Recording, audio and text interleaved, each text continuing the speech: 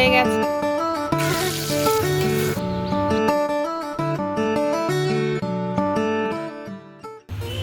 Good morning. এখন ঘড়িতে বাজে প্রায় 10:30।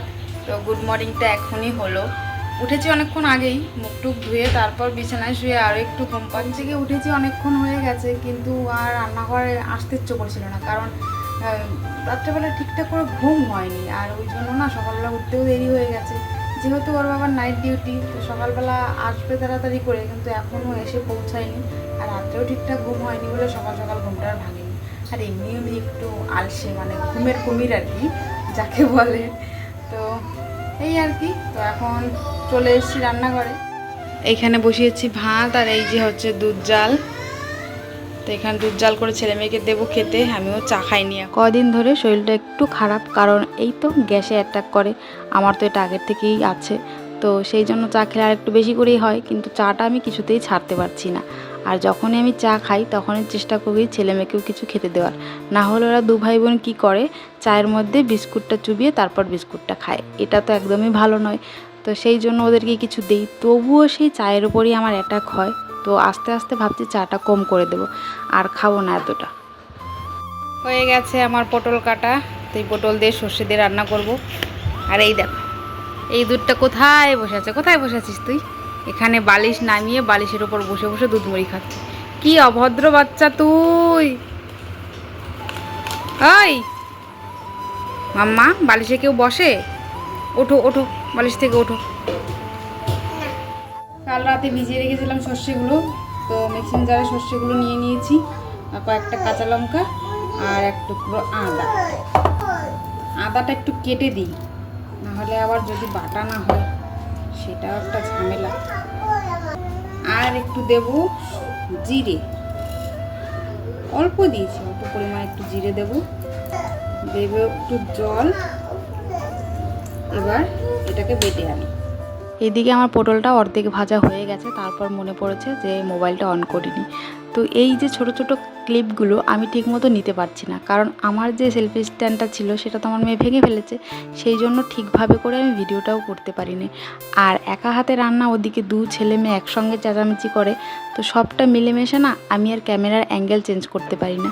জানি সেই জন্য ভিডিওটা দেখতে অতটা ভালো হয় না, কিন্তু তবুও চেষ্টা করি একটু ভালো করে দেওয়ার। তোমরা একটু কষ্ট করে দেখে নিও। এদিকে আমার রান্নাটা মোটামুটি হয়ে এসছে। পটল ভাজাগুলো নামিয়ে তারপর এদিকে সর্ষে বাটাটা দিয়ে একটু সময় নাড়াচাড়া করে এটাকে একটু ভাজা ভাজা করব, আর গুঁড়ো মশলা যেগুলো আছে সেগুলো দেব।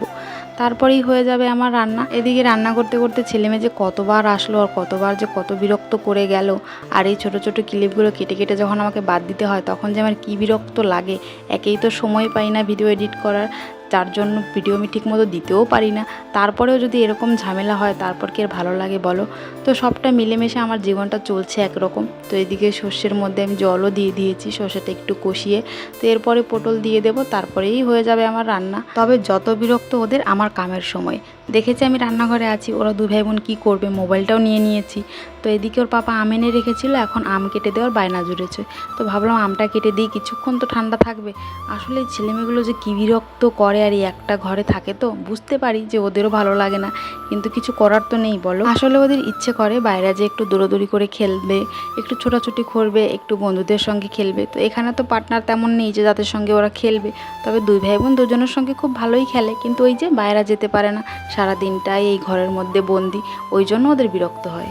স্নান করে চলে এসেছি, এখন খাবো ভাত। আর আজকে ঠাকুর পুজো দিইনি, কারণ বেলা অনেকটা হয়ে গেছে। তো এখন ভাত বাড়বো। তো নাইট ডিউটি করে এসছে, এখনও ভাত খাইনি, লাইন ছিল না, অনেকটা সময় বসেছিলাম। ওই ভাত বাড়ি না, ভাত বেড়ে খেতে দিয়ে অনেকটা বেলাও হয়ে গেছে। আর তোমাদের বাইরের ওয়েদার দেখাই, দেখছো আমি ঘেমে যাচ্ছি, কিন্তু বাইরে রোদ নেই এক ফোঁটা, কিন্তু এত গরম। দেখেছ, এক ফোঁটা রোদ নেই, কিন্তু এত গরম যে মানে ঘরের ভিতরে থাকা যাচ্ছে না, বাইরে আরও গরম। অনেকটা বেলা হয়ে গেছে আজকে ভাত খেতে। তো এক প্রকার বলতে পারো এই বাটাবাটি করার জন্যই দেরি হয়েছে। তবুও এক তরকারি ভাত রান্না করেছি, তবুও দেরি হয়ে গেছে, কারণ লাইন ছিল না। আর গরমের সময় এখানে যে কী ডিস্টার্ব লাইনের। আর এদিকে আমার রাজকন্যার কাজ দেখো, এই ঠাকুরের মূর্তিটাকে বাবাকে কতবার বলেছি এটা নামিয়ে দিও না, তবু খেলার জন্য এটাই দিয়েছে। আসলে মেয়েটা যে কী বিরক্ত করে সেটা যদি তোমরা সামনের থেকে দেখতে, এই দেখোই না মেশিনের উপর উঠে বসে আছে, কেচি নিয়ে আমার ওই মেশিনের ফিতাটা কাটবে। মানে ওদের অত্যাচারে ঘরে একটা জিনিস এনেও রাখতে পারি না, বিশেষ করে এই ছোটোটার।